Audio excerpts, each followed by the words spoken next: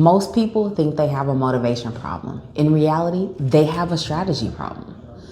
Everyone seems to think they need more time, more hours, more space in their schedule. But here's the actual truth.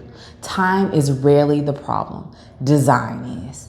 If your life feels chaotic, if your business depends on you for everything, if your calendar feels like it's always attacking you, the beings are getting to you, that's not a time issue. That's a structural issue.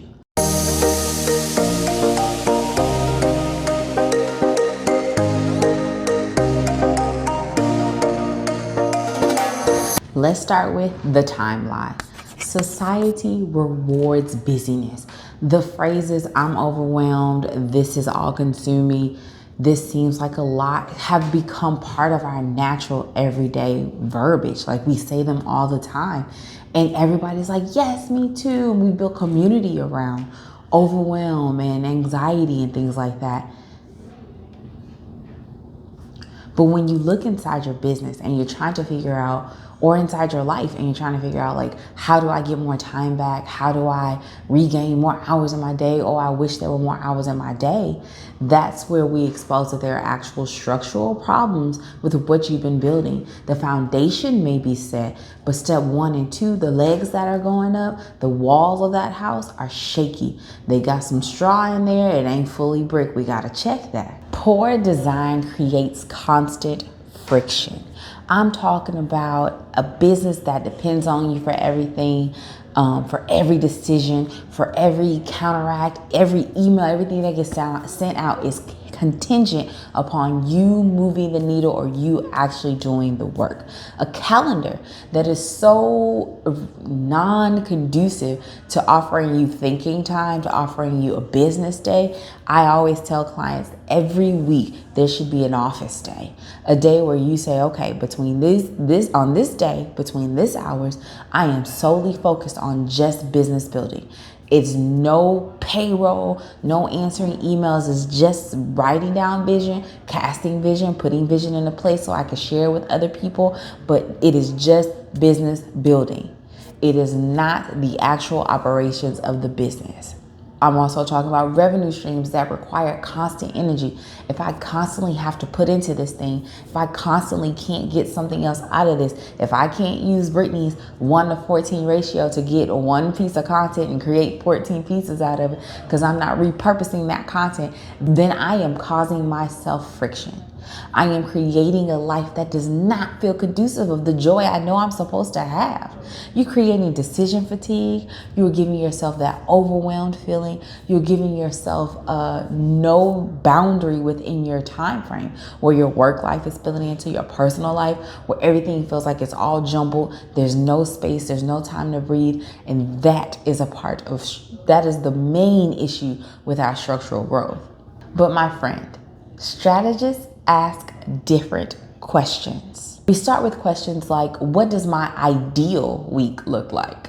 If I could choose how my 7 days operate, what does it look like in the grand scheme, the best way for me to work, build, grow, the dream life I want to live? What does that actually look like? And then what activities actually produce results? Am I posting too much on social media when I get more results in person? No, it's like social media. I love it. We have to know what produces results. Is my emailing and phone calling, like follow-up calls, getting me more results than just shooting a reel? That's a real life question we have to ask for ourselves. And which systems require me to repeat the same decision or action? If I have a system that is set up to make me respond to the same thing the same way each time I have to click this button, each time I have to make this deal, each time, every week, the same time I have to do this thing, what can I put in place to automate it?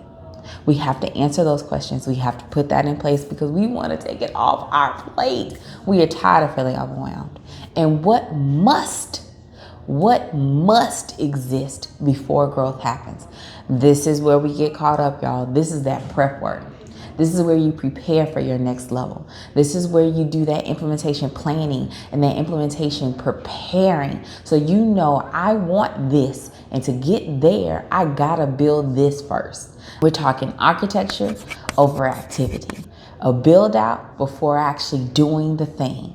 And I know doing the thing seems so exciting. It's what we all want to do. We want to do the thing and see the fruit and build the result, but we got to prepare for fruit. So I want to introduce to you the 4 layers of life and business architecture. There's vision layer. What are you actually building? What is the framework actually going to be? Infrastructure layer. Systems that support it. What systems do I need to help this building go up? Execution layer. Daily actions. What actions do I need the systems to take for the building to go up? The protection layer, boundaries that protect momentum. No, I can't kiki with my friends at noon because I'm going to have a working lunch this day so I can execute some of my actions so that I can have my systems build this thing up so that we could get it rocking and rolling. Most people try to jump to 1 and 2. We love to execute, we love to do the things, but we have to know where we're going. We have to know what systems actually help us get there. Yes, I need a CRM. Yes, I need a calendar. Yes, I need something that can help me structure my time. And all that could be in one space, could be in one place to where I never have to go click around for it. I just open one thing and all my answers are right there in front of me. And I feel like I've resolved issues. I can see everything that I need to see. I don't have to search for it. And inside the system that I know supports me in executing, building, and strategy. Which leads me to my execution tool of the week. It is Curiosity to Cash. I know I said execution tool and I know we said we have to build, but Curiosity to Cash helps me build. It helps me strategize. It gives me task reminders. It helps me post to social media while sending emails, while automating text messages. It is everything I need. It is the thing that causes me not to have to think because everything is in one space. I'm not saying you need it, but I'm saying you need it. Okay, there's a link in the bio if you want to check it out and see how it works, get a copy of it for yourself. There is so much that it can do for you that you don't even realize you actually need done. As a strategist, you have to perform a quick personal audit. Where does my time leak every week? Where am I losing 5 minutes, 15 minutes? Is it in my scroll? Is it in my binge watching? Is it in my lunch hour because I'm taking too much time for lunch? We have to audit that. What decisions do I repeat constantly so we can automate those? And what responsibilities exist because I have never designed them away?